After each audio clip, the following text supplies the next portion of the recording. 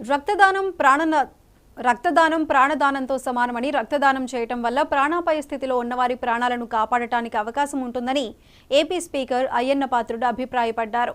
ఆపదలో ఉన్న ఎంతో మంది రక్తం దొరక్క ఇబ్బంది పడుతున్నారని అన్నారు. బుచ్చాయిపేట మండలం వడ్డాది గ్రామంలో అమ్మ హెల్పింగ్ హార్ట్స్ స్వచ్ఛంద సంస్థ గాంధీ జయంతి సందర్భంగా అక్టోబర్ 2న రక్తదాన శిబిరం నిర్వహిస్తోంది. ఈ సందర్భంగా శాసనసభ స్పీకర్ అయ్యన్న పాత్రుడు పోస్టర్ను ఆవిష్కరించి నిర్వాహకులకు అభినందనలు తెలిపారు.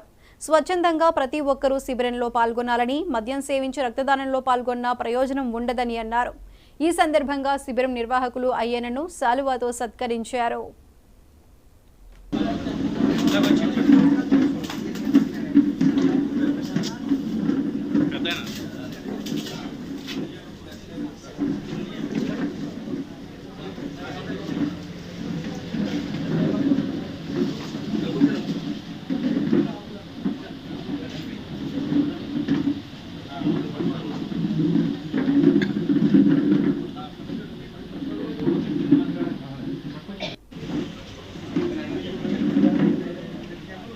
రెండో తారీఖున గాంధీ జయంతి సందర్భంగా చోడవరం నియోజకవర్గం వడ్డాది గ్రామంలో, అదే బుచ్చిపాట మండలం, అనకాపల్లి జిల్లాలో అమ్మ హెల్పింగ్ హార్ట్స్ మరియు స్వచ్ఛంద సేవా సంస్థ ఆధ్వర్యంలో రక్తదాన కార్యక్రమం ఏర్పాటు చేశారు. చాలా సంతోషం.